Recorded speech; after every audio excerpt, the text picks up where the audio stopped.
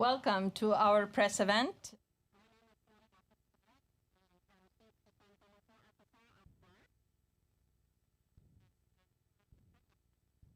Today.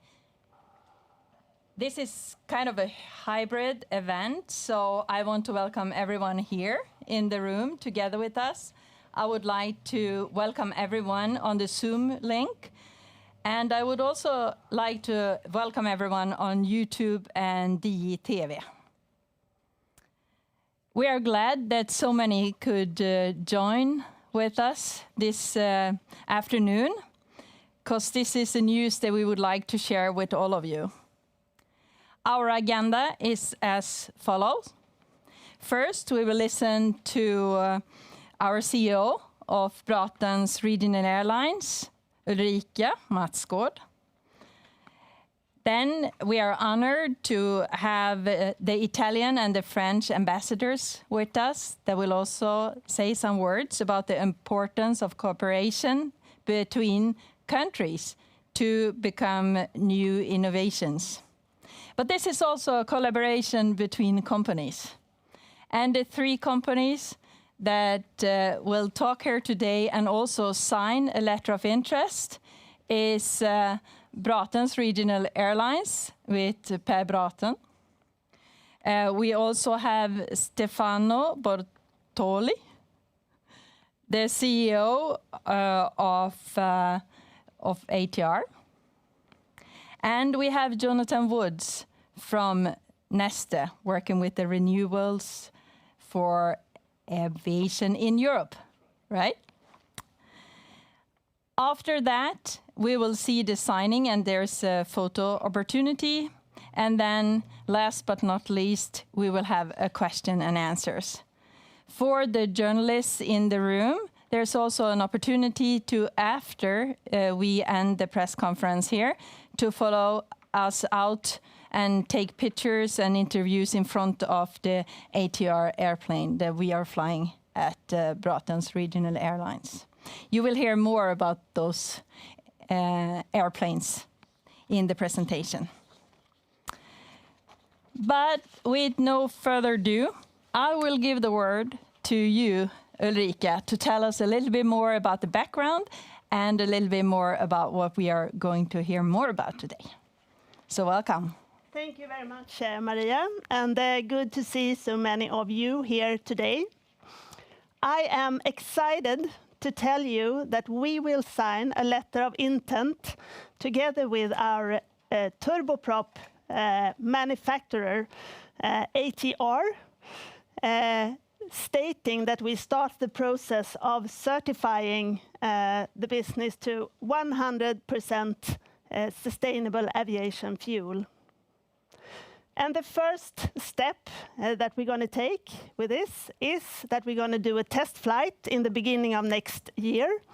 The test flight, we will drive one engine with 50% biofuel and the other engine with 100%. You might have heard that the Swedish military has already done a flight with 100% SAF. There have been a couple of examples in the world, maybe a handful. But it is the first time that a turboprop aircraft fly with 100% of sustainable aviation fuel. So we're going to tell you more about why this is a perfect match between the ATR and the SAF.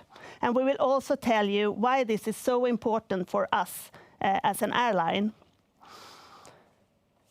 The IPCC report showed us recently that it's more urgent than ever to help stopping the development of the global warming. We have therefore increased the ambitions and strive to speed up the work.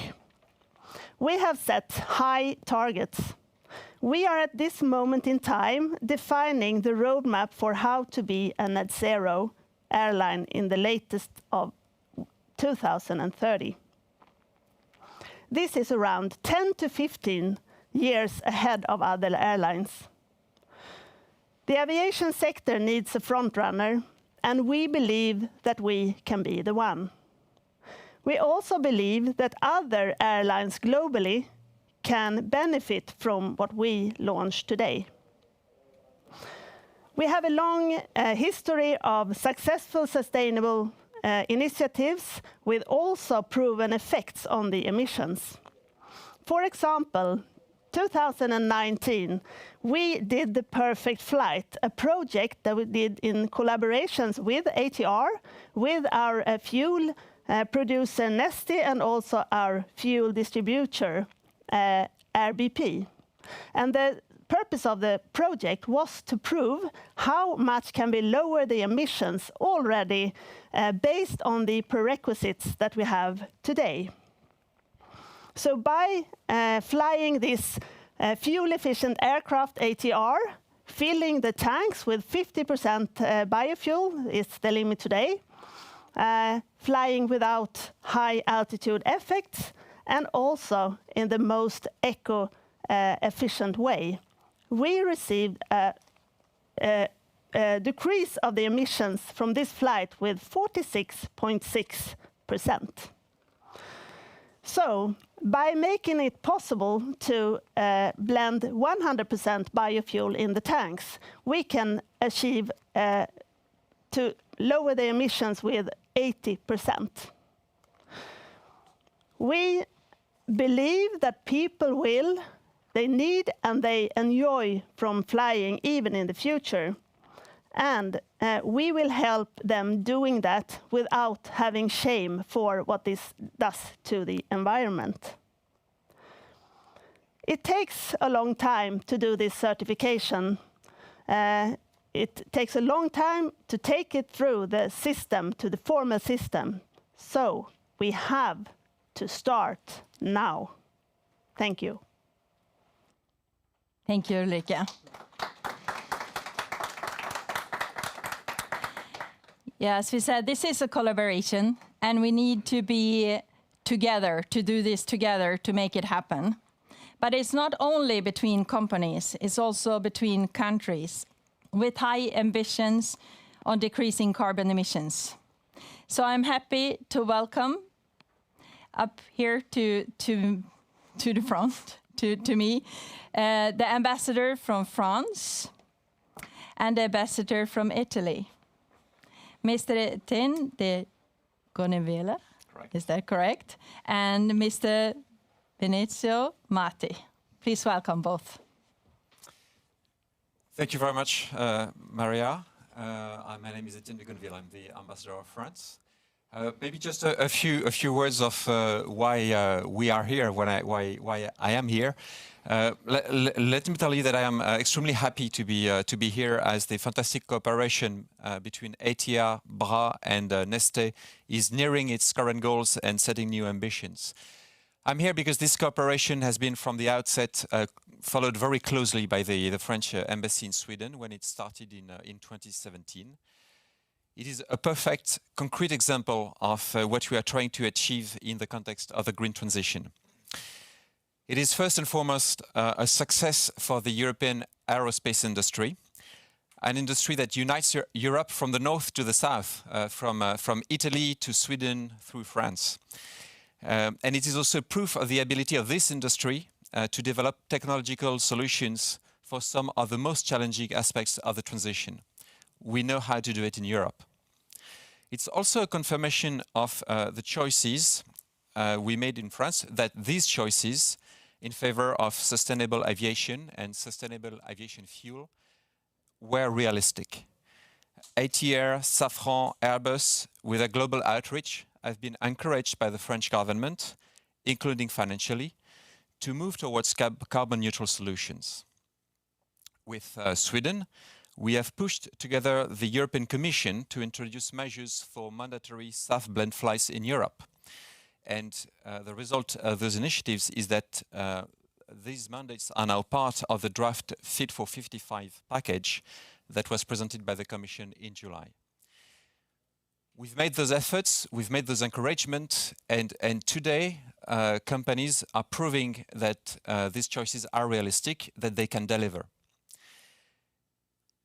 Then what we're doing here today is also a concrete manifestation of the strength of the bilateral partnership between France and Sweden.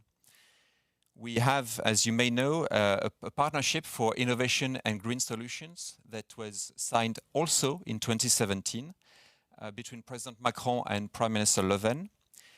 This partnership has the decarbonization of transports as one of its key themes.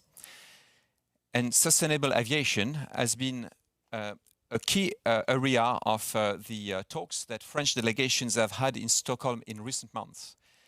From the visit of the DG of Air France, Anne Rigail, in October 2020, to the visit of the French Minister for Ecological Transition, Barbara Pompili, who was in Stockholm in June 2021. For all those reasons, I am extremely proud to be here alongside ATR and my Italian colleague to accompany this cooperation and to wish you all a perfect flight indeed. Thank you very much.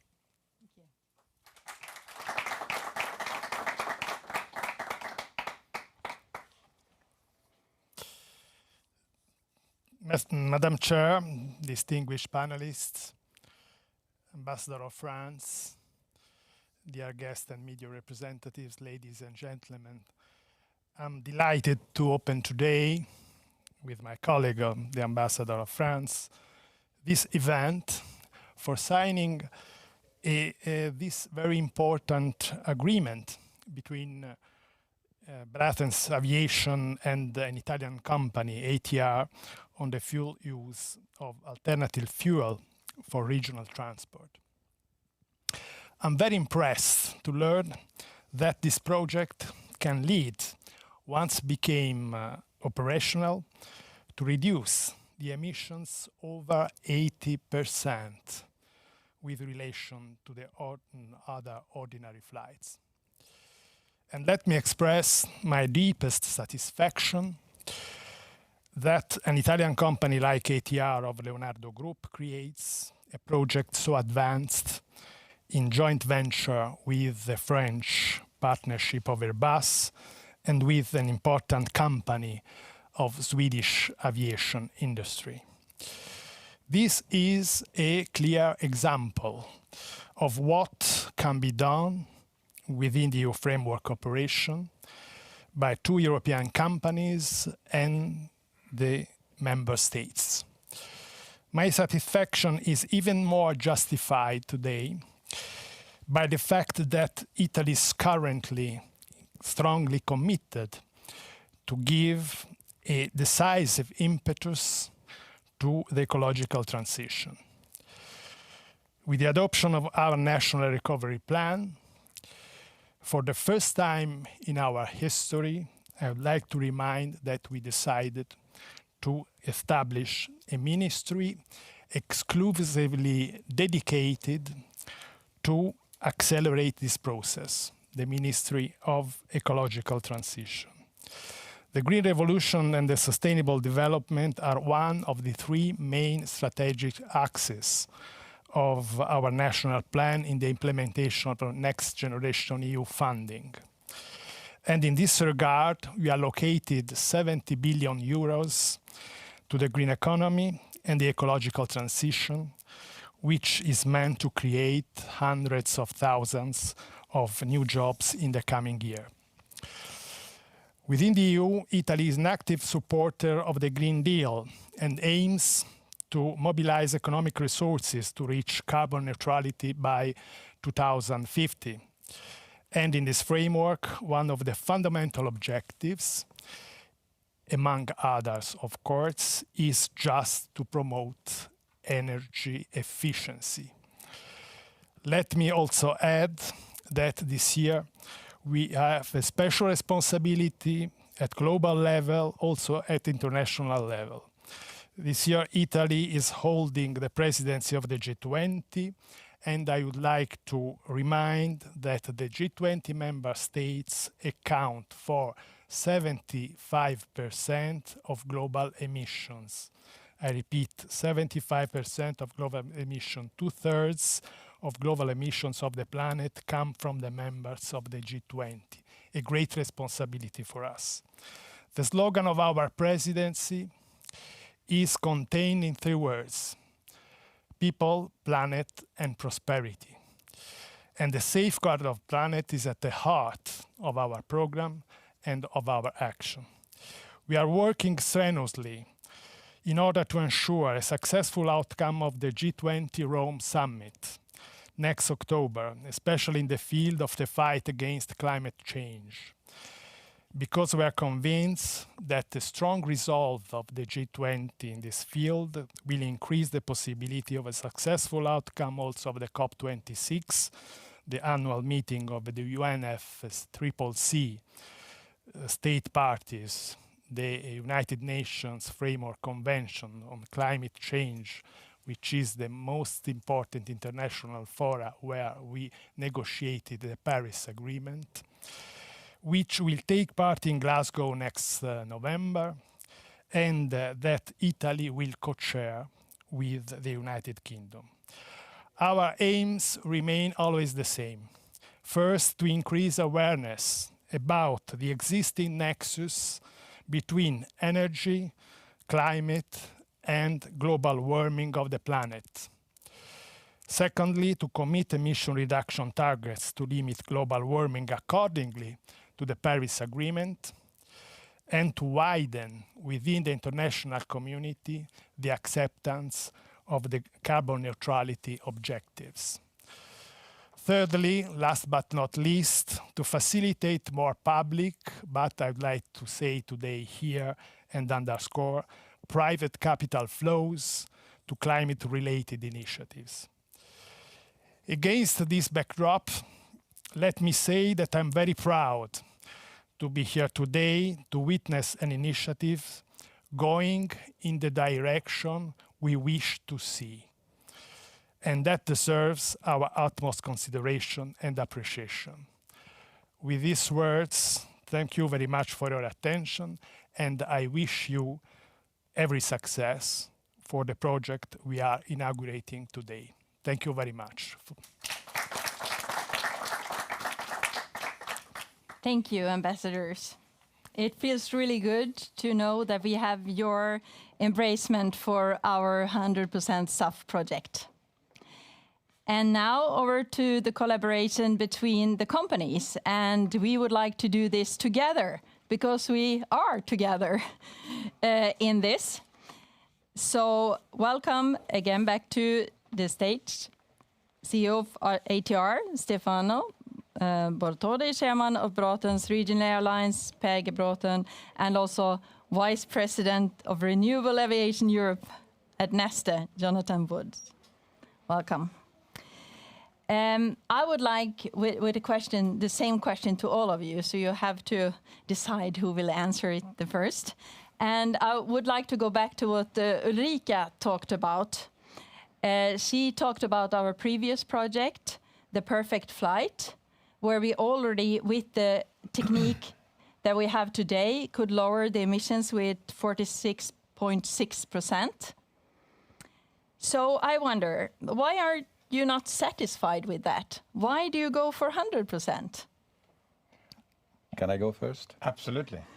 I was so happy and so satisfied that I want to do it the second time, but to do it better. That's the reason why we're doing it.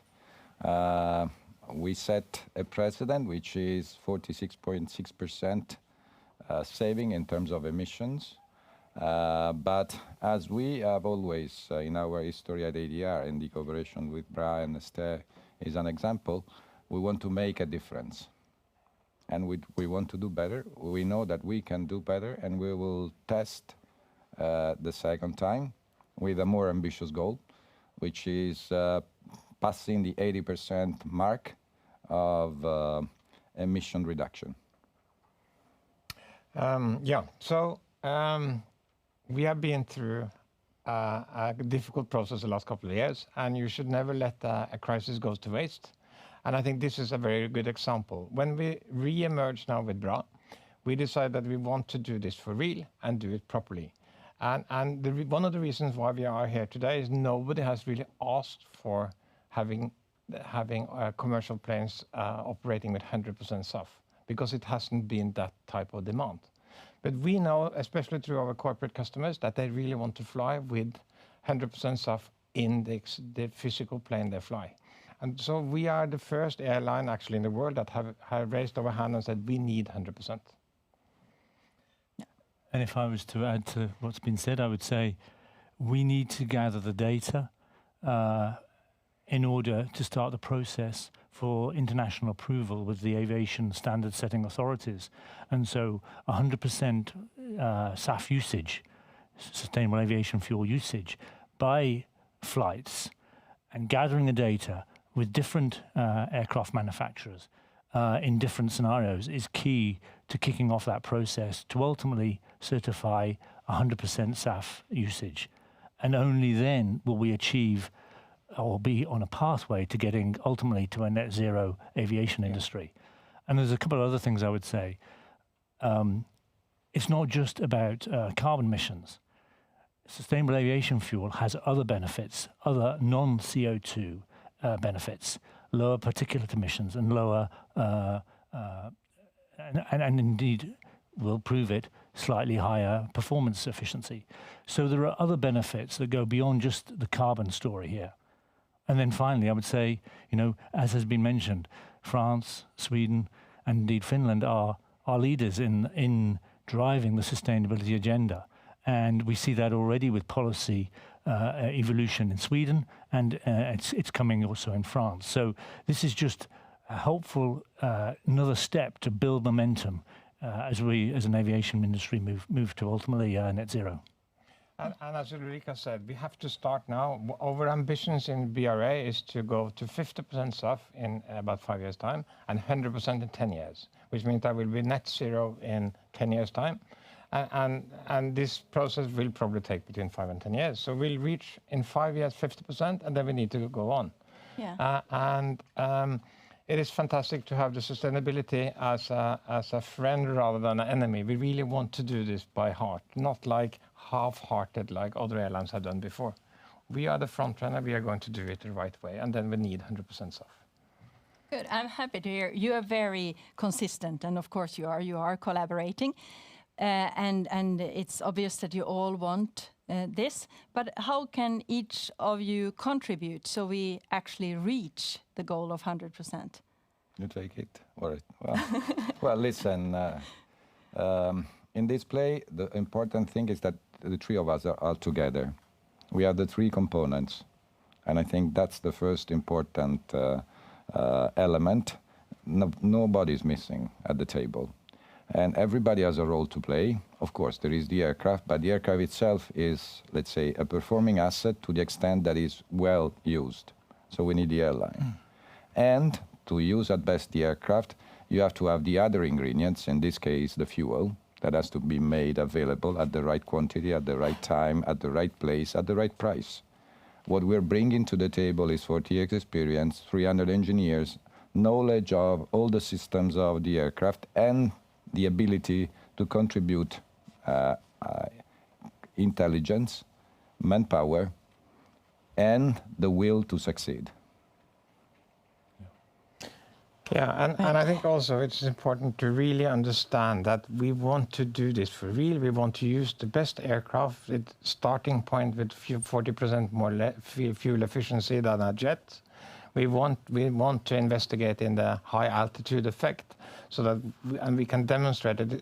It's about saving the planet, not anything else. And that's why we feel that the three of us can actually make a difference. Even though we are a small airline, we can make a difference. We are in the right country, we have the right aircraft, we have the right collaborators, and we can actually demonstrate for the rest of the world that it's possible. And that's what we want to do. It sounds quite big, but it is actually quite an achievement after a COVID period of 18 months too. And I'm very pleased that we can be here today and look forward rather than backwards like we have done in the industry for a long time. So it's very exciting. Yeah, to be honest, I haven't got much to add. I think we've got the right players here.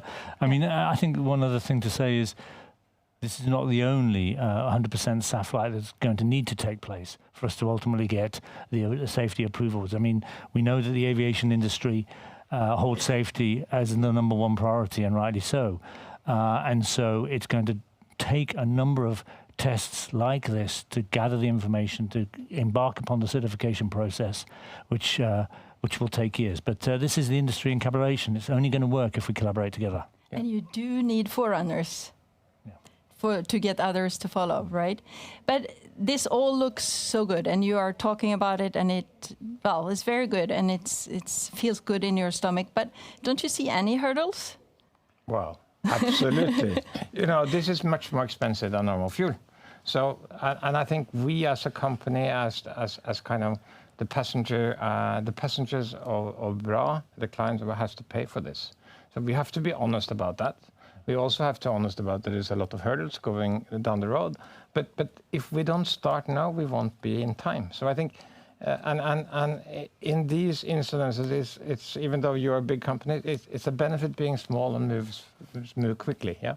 Yeah. So and I know and Nesta has an ATR has the capability of solving the issue, namely 100% SAF, and we will create the ability that people will actually pay for it. I mean, building on what Per said, yes, we know that we need to embark as society on an energy transition, and the transport sector, and in particular aviation, is going to be one of the hardest to abate or to reduce the carbon emissions in.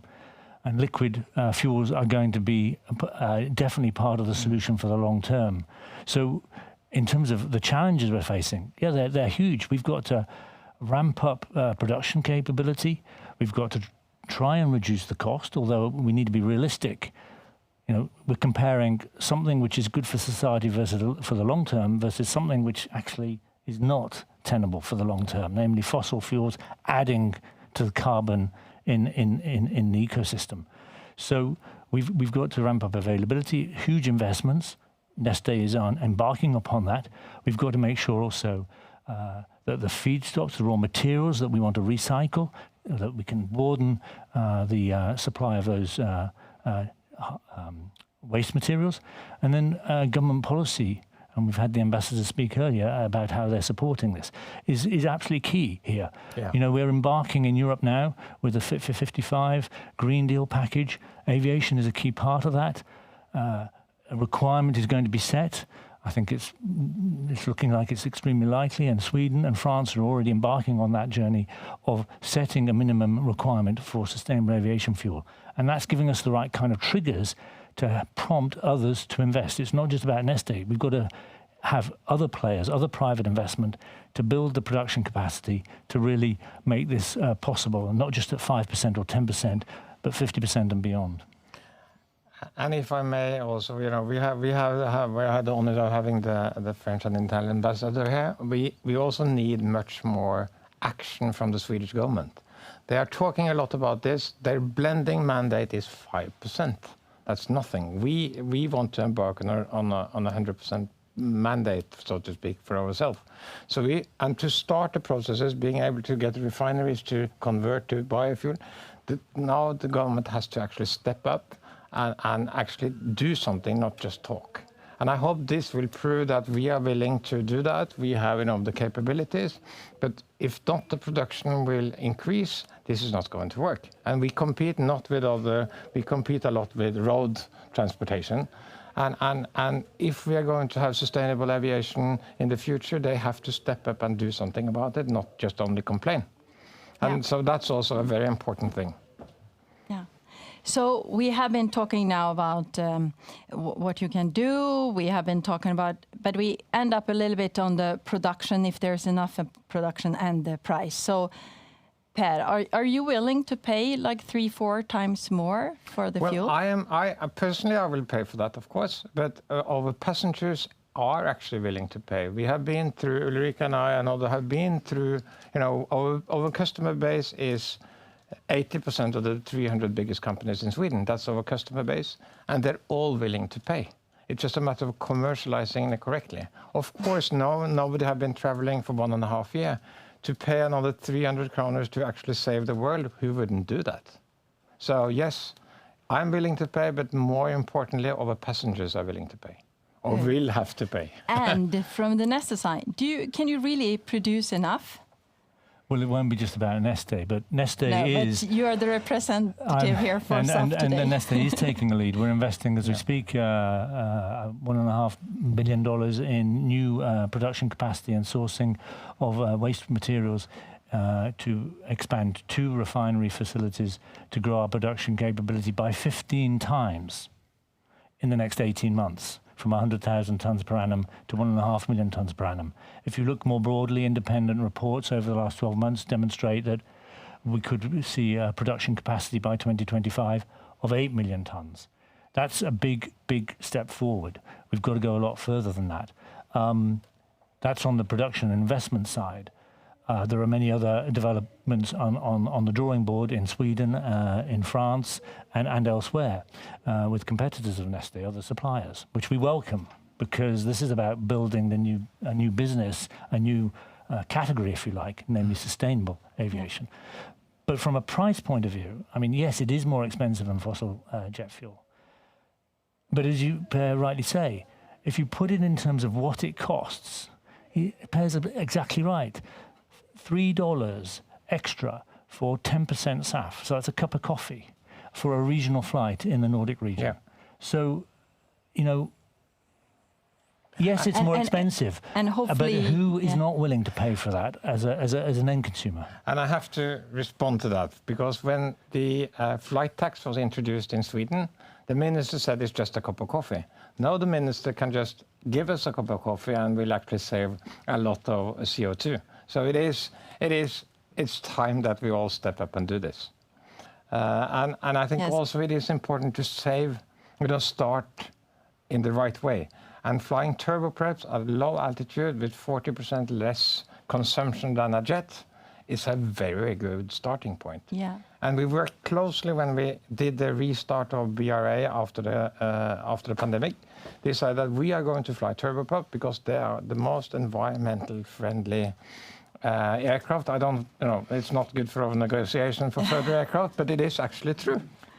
Telling the truth is never a bad habit, on the contrary. Yeah. But since you already are the most climate effective, what else can you do for sustainability when it comes to your aircraft? Sustainability, and you are chief sustainable officer in a company, it's a state of mind.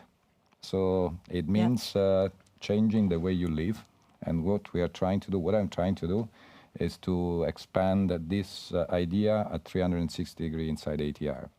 So all the energy we use in the headquarters is generated from renewable sources. It costs us a little bit more, but I decided to take that as a personal and ATR contribution towards a better future. We have specific clauses so that our suppliers, as far as they are part of the ATR product, have to comply with environmental obligations. So it's a continuous effort. And if we look for improvement inside the aircraft, we will try to do other changes. It's about, for instance, the avionic and the use of it. We have a feature which is called performance-based navigation that has been part of the contribution of the 46.6%. It gives advantages to everybody. To passengers, they have a shorter flight, smoother flight. To pilots, because they have a simpler life on board in the cockpit. And eventually, it's a shorter flight means fewer fuel burn. So that's the kind of advantages. And it's 20 kilograms. It's not a big chunk, but it's a significant amount. It's 3-4% out of 1 hour flight. All these are the continuous, never stopping effort that we're doing on ATR. It's about recycling the stuff which is inside the aircraft. That's the project we are in. To add to that, I think SAF is not the end. It's the beginning of a journey where we will end up electrifying a lot of things. But for the next coming, I don't know how many years, but much longer than I will be an active chairman at least, SAF is the solution. And it's the building block that we can use to become net zero. And then we can do all the other things. And I'm sure that when I come out of the elderly home, I'm sure that you produce an electric engine or have that on your plane. So it's a matter of transforming this into the next generation and then making sure that they do the rest. That's at least the journey we have embarked on as being 60-year-old. So, and me at least, I just want to ask you if there's something else you would like to add.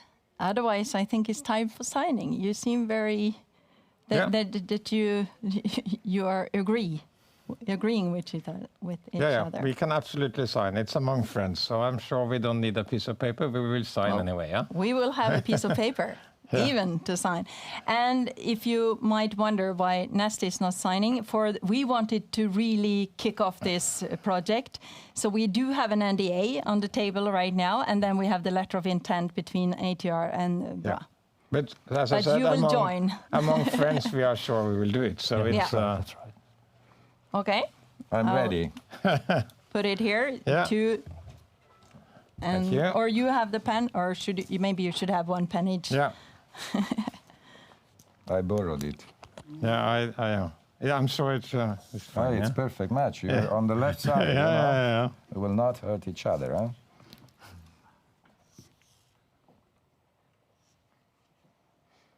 And next? I have to look up.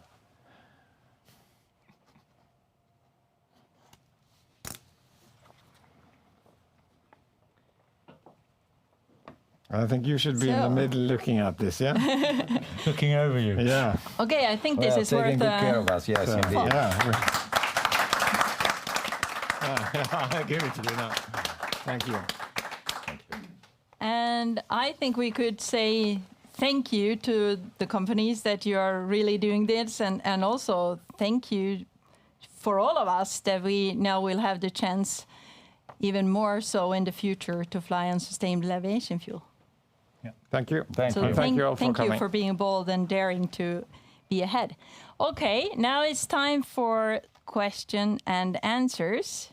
And we can take questions both here in the auditorium, and we will have questions also from you who are following us on Zoom. So I'm going to try, that's why I'm looking down in my phone, because I have to check here who wants to talk from the Zoom link. So do we have any questions here in the room to start with? Yes, of course I have a question. I wonder how much capacity can you produce today, and how this is evolving compared to Pagabatan and BRA's need? How much can you sort of fulfill? So, as I mentioned earlier, we currently, as Neste, produce 100,000 tons a year of sustainable aviation fuel, but we're currently investing to significantly increase that. So from 2023 onwards, Neste alone will be able to satisfy the total aviation fuel demand of Sweden 2 times. So that's the degree of production growth that we're planning on, and we're just part of the market. There are other projects going on in Sweden as well as elsewhere.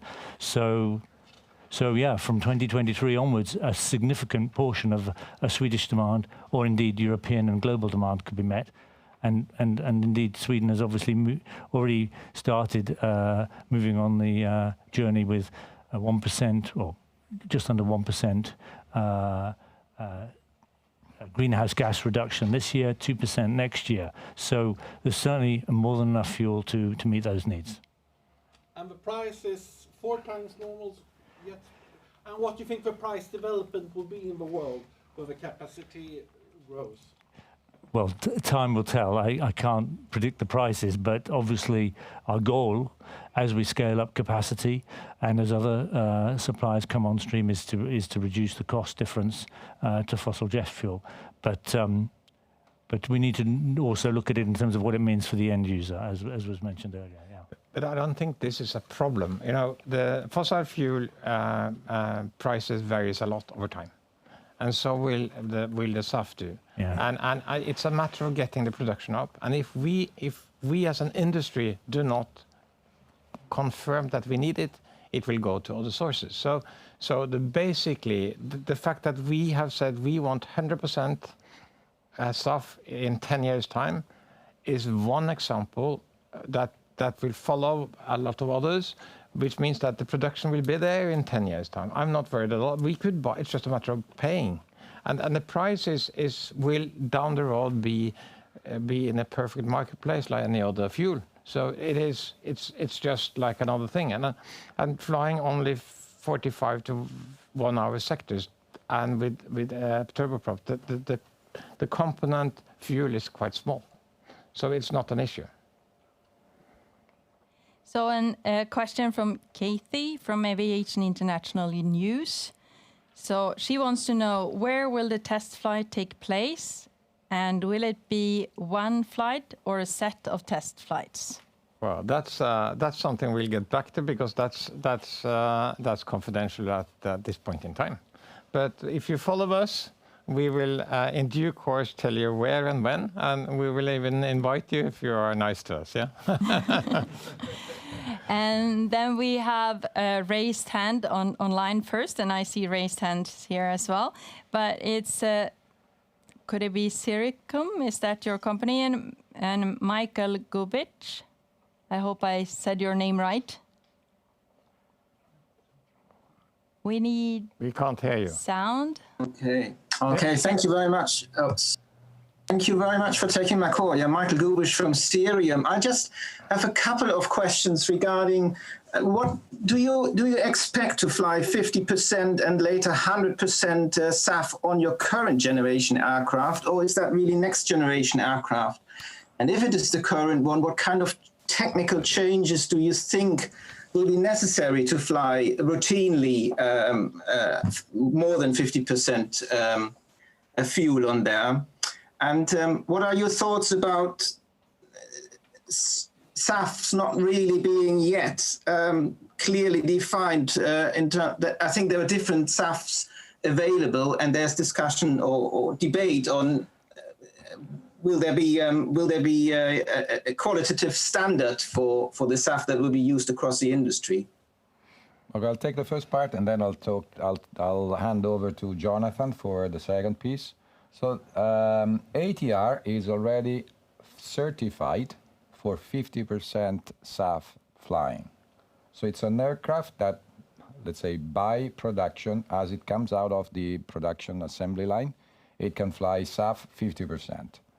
So, and the test was the perfect flight we did in 2019 May here in Bromma, but the aircraft is fully certified to do that. So the ambition is to go 100%. What we will be doing is flying with 100% SAF on one engine and 50% on the other. That's as Ulrika said at the very beginning. So it will, let's say, be the end result of this project to get to an aircraft that will be 100% certified, as it is today, the 50% certified. Do you sorry to interrupt? Do you expect that you can certify the engine or the aircraft as it is now for 100% without any modifications or major modifications? The aircraft has been certified 50% SAF through some, let's say, activity that we did as the integrator of a number of systems on board without any major changes to the aircraft. It's a drop-in fuel. So simply changing the type of fuel, the aircraft is flying. And the aim of this experiment, this test that we're going to do, is to define the reference of the SAF standard and then test the aircraft with that fuel. Yeah, and if I build on what Stefano said, so this and other tests using 100% SAF will bring together the data which will enable the industry, the aircraft manufacturers, and all players in the industry to make the case for the approval of 100% SAF. And it will only be approved for usage if it indeed is okay to use for the aircraft that are in circulation today, not just new aircraft. You can't approve usage of sustainable aviation fuel and then start to differentiate one aircraft from another. That would become quite difficult practically to execute. And to your other question around, are there different kinds of sustainable aviation fuel, and is the industry clear as to which kind is going to be the way forward in the future? I mean, firstly, yes, there are different ways of producing SAF, and there are different waste raw materials that you can use to make it. But they all produce a fuel type which, when blended to 50% with fossil jet fuel, is effectively the same as jet fuel. So it doesn't matter how you make it and what you make it from, it has to meet that specification to be then permitted to be used. And yes, right now there are one or two production methods which are the most common, which have been commercially scaled up for production. There are in fact 7 production pathways to make SAF from different raw materials and different production methods. And so that's what gives us, I believe, the hope and the belief that indeed we can grow the production over time as an industry. And indeed, using municipal solid waste, different conversion methods, and ultimately even capturing carbon from the air and converting and combining it with hydrogen from water through electrolysis can create a liquid hydrocarbon fuel, which by definition is recycling the carbon that we've captured from the air. So that's the so-called power to liquid or power to liquid technology, which is also being worked on, which is a bit of a way away from being technically proven, but ultimately I'm sure will be part of the mix. Each of these production methods will build on the prior one, and so as I've said earlier, I believe that will be the way by which we as an industry can get to meeting the total aviation fuel needs through sustainable aviation fuel. And now we have a question here in the audience. Fredrik? Thank you. My name is Fredrik Kempe. I'm the Director of Industry Affairs at the Swedish Aviation Group, where BRA is a proud member, I hope. I have a question, one maybe to all of you, and another one to especially ATR and Neste. The first one is, what, in your view, should governments really do to facilitate this transition into more uptake of fossil-free sustainable aviation fuel? And the second is, of course, does this mean that this announcement today and the signature, does that mean that Sweden and the Swedish aviation industry is really in the forefront of this development, or do you see something similar elsewhere in the world? Or are we really leading the development here? Thank you. So on policy, I'll kick off from the point of view of a renewables company that's not only producing renewable fuels for aviation, but also road transportation and indeed for the chemicals industry increasingly now. We see policy as being key to help stimulate demand in a way that is encouraging an aviation industry, which is by definition an international industry, where there are some common standards across countries. And in particular, we believe that the pathway that the EU and indeed Sweden has embarked upon of setting a certain proportion of total fuel has to be sustainable aviation fuel is the right way to go. It's already been a proven approach in the road fuel transportation sector. So we believe that's a positive step forward and will help stimulate the investments that are needed to have a virtuous circle where supply meets the demand. Incentives are also a pathway. They can be combined or separate. The North America and US, in particular California, is a leader in terms of providing incentives to stimulate demand both of renewable road diesel fuel as well as now renewable jet fuel or SAF. So that's going to help stimulate demand. And then on the supply side, I would say, obviously, we need to be conscious about state aid and state subsidies, but in particular, supporting R&D into the new technologies is a way forward. And I think the Green Deal and the EU initiatives that are being launched right now are very much going in the right direction for that as well. So it's both the demand and the supply side approach. Yeah, and if I may add, I think this is a global problem, but it can be solved also locally.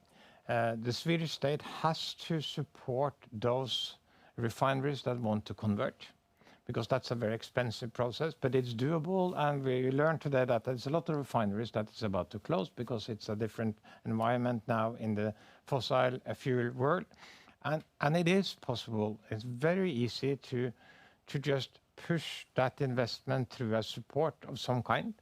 And there are refineries in Sweden that is ready to do that in 3 to 5 years. So, and for the Swedish aviation, that's important. It's also important that that the subsidies are correctly divided between land transportation and aviation, because land transportation is far ahead and we are competing in the same refinery process. And it is more expensive, so we have to kick off that. The last thing, I think we have the Green Party in the government. They introduced a fiscal tax. It's a clear fiscal tax to pay extra for flying.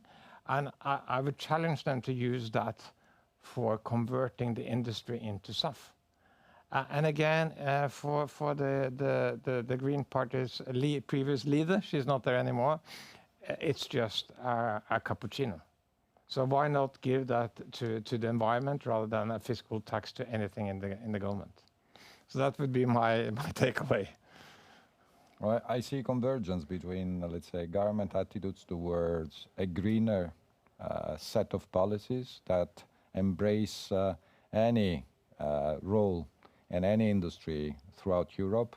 And that is, let's say, a growing concern on the voter side. So politicians are, let's say, listening carefully to what voters want, particularly the younger generations. If I look at my son, he's 20, he's a recycle gig. He wants me to recycle everything properly. He wants me to walk rather than take my car or my motorbike. So that's the attitude that the younger generation have, and the responsibility of governments and us as parents of these kids is to prepare the world to be a better place than it was when we were born. Yeah. And what I have to do is to find solution not for 2050, but for 2030 or even before. And I think the advantage of such an effort that we are presenting today, it is not far in the future, so that people will say, okay, guy, it's the usual, blah, blah, blah, you talk a lot and you don't do. Here we are working. We will roll our sleeves up and we will do all together a piece of work that will be tangible and will be visible very soon. Yeah. And I think them to go for net zero also, which more and more companies in all industries will do, is a scientific-based system so that we embark on a route and we can't leave it. So, and that's a really task that all companies has to do. And doing that, there is no way back. And I think that's the really good thing about it. There is no way back. And Stefano, as you said, this is maybe not for our generation, but the future generation. So this is serious, and we can do something about it. Thank you. And now a question from Zoom again, Jean-Baptiste from Air and Cosmos. Hello. My question was very similar to the Michael's one. It was about the limit of 50% and the need to make a step to 100%. So I get my answers. And you are happy with the answers, or? Yeah, it's all right. So thank you. From I'm asking you in the back. As I can see, there's no more questions from Zoom. Is that correct? Yeah. Is there any more questions here in the room? Otherwise, I would like to thank you all for joining us, and especially to our companies and our ambassadors that you came here and shared your view. And we will now close the digital part, and for the ones here in the airport, Stockholm-Bromma Airport, if you want, you can join us outside at the airplane, and you can ask more questions, and you will also have a photo opportunity out there. So thank you very much from YouTube and the DITV channel. And goodbye from us. And stay tuned. Yeah, Yes. absolutely. Thank you, There will be a lot to everybody. learn.